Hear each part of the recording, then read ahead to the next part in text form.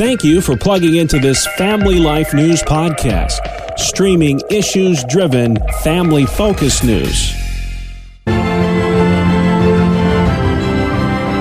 And welcome aboard to another edition of Capital Connection. Fridays during the Noon Report, we give you direct connection to what's happening in Albany and Harrisburg with the experts on the issues. At the state capitals, they are Jason McGuire of New Yorkers for Constitutional Freedoms and Michael Geer at the Pennsylvania Family Institute.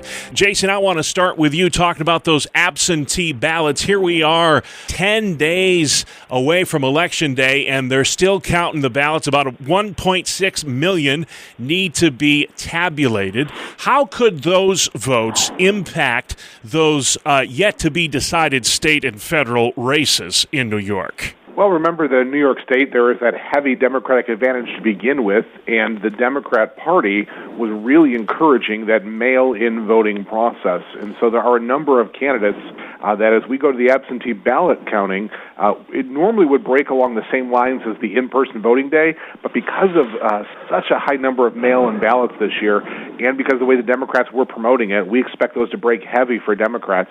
And so I expect a lot of Democrat candidates will come out with leads as this process continues. So races like the Tenney-Brindisi congressional race, that could change based on these ballots. Yeah, potentially. I think there's more interest in looking at New York 24, looking at the Katko Dana Bolter seat there. That one I think will be shifting around quite a bit. And real quickly, does this impact that supermajority status in the state Senate, these absentee ballots? It may very well. Republicans came out looking very confident in the beginning, but as the numbers are coming in, there's still a chance that Democrats could take the supermajority. All right. Well, we're counting ballots, Michael. Does the president's legal team have any hope of changing election results in Pennsylvania? I know this continues to be a huge story in your state. Well, I don't think anyone knows definitively. I think there's hope, certainly among the president's legal team and some of what we're hearing. But I don't think that's the real threshold. The real threshold in terms of pursuing this is just, was it a legitimate and fair election? And was there fraud taking place? Whether it overturns the presidential races is one question, but whether it was fair and free and whether people can have confidence in the way elections were done here in Pennsylvania. The other issue is just if these lawsuits go forward and there are changes in the counting process, what impact that will have had on races down ballot from the Attorney General race and other ones.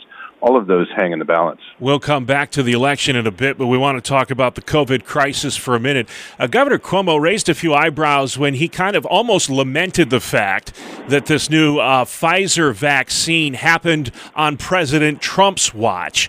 Why would he do that? Well, there's really a bitter personal war going on between President Trump and Governor Cuomo, and I think that is driving a lot of the conversation. It is unfortunate, though, that our governor is looking at medical advancements and downplaying those things, especially during this pandemic time. So we're hopeful that the governor will figure out what really is in the best interest of New Yorkers and get on page with defeating the pandemic. Governor Wolf has vetoed legislation. It was bipartisan legislation that would have enlisted the help of county coroners in compiling death statistics from coronavirus. Why would Governor Wolf do that? Well, he claims that his reason for doing so is to keep the speed of reporting up. That's a questionable rationale in my view, especially if you go back to April, in the midst of the original shutdown and the COVID crisis. A number of county coroners across the state were raising questions about the numbers that the state was reporting, saying, hey, wait a minute, we're the ones that count the dead bodies, as it were, in our counties, and these numbers are not matching up with what the state is saying. And that's why the legislature, a bipartisan act of the legislature, said, let's get the coroners more involved in this count. And there are plenty of suspicions that the governor may be doing this in some measure because of what some view as inflated COVID death counts. You know, when somebody maybe dies in a motorcycle accident and happen to have COVID, they get listed as a COVID death, some allege. Yeah. And maybe the governor appreciates keeping it that way. Yeah, and that's interesting. It certainly starts to, in people's minds, question the validity of what they're being told when they hear these numbers coming out of Harrisburg every day. Right. Jason, the big story, of course, this week in New York as those COVID rates of infection continue to go up. Not so much that the gyms and the restaurants are going to have to shut down at 10 p.m., what's caught a lot of our listeners by surprise is that 10-person limit at gatherings in private households. Let me ask you a two-part question to that. First of all, is that an overreach of the governor? And secondly, how do you even begin to enforce that? Yeah, I mean, I think clearly it is an overreach. Who I have in my home, I think there's some clear constitutional issues there, at least from where I sit. And again, I'm not an attorney, but just as reading through that, you got to believe there's some constitutional issues with that limit on private gatherings in your home. As far as enforceability, though, that's the problem. The governor knows you can't enforce this. Sheriffs are not going to enforce this measure.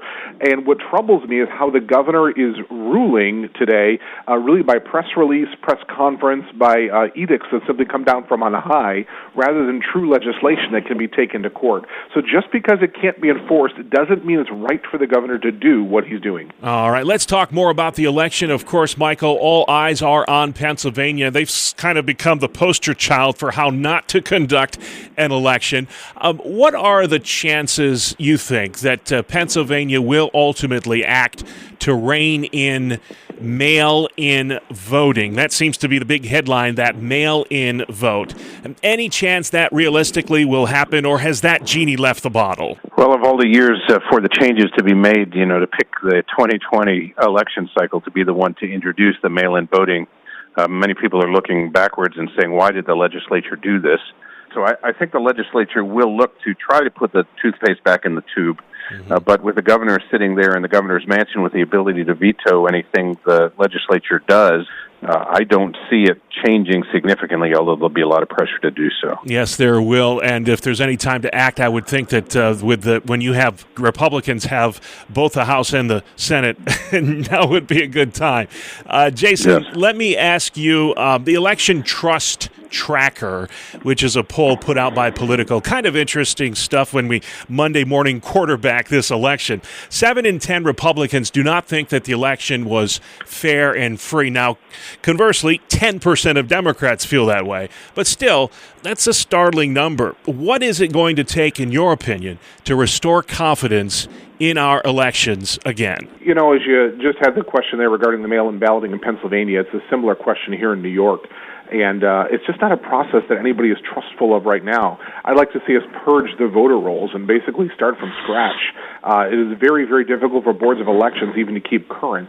When someone dies, their name is not removed. When they move, they often remain eligible to vote in the former county, and that leaves opportunities for fraud. And so I'd like to see those voter rolls purged. And really, if we're going to do early voting, I can get on board with that, but I would like to see in-person voting being the driver for what we do in our election process. Yeah, I don't know the name of the state lawmaker in Harrisburg who said this, but I agree wholeheartedly. It's not about who wins and loses. It's about restoring trust in the system. That's why the GOP wants this audit of the election in Pennsylvania. Michael, I'll end with you. In your opinion, what do you think it's going to take to restore confidence in our election system? Well, number one is for the process to go forward as it is with the court cases that have been filed here in Pennsylvania. I think those need a free and complete hearing. I think it needs a change in the attitude of the news media and in social media and other things. We continually are being either told that, just accept the election results, being told that by the very same people who put resist bumper stickers on their car after the 2016 elections. It's going to be a long road back, but the biggest thing that is needed is transparency, and I think doing what Jason said in what he suggested for New York, the same thing here in Pennsylvania. Let's kind of reset the voter rolls. Let's start from scratch and get those cleaned up, and that will go a long way to clean things up. All right, and that'll have to be the last word this week. But hey, if you got questions about the state of the race in Pennsylvania, you can find out more online. Michael, where is that website, sir? PAFamily.org. And stay informed on all the issues in New York as well. Jason, where can folks find you? AlbanyUpdate.com.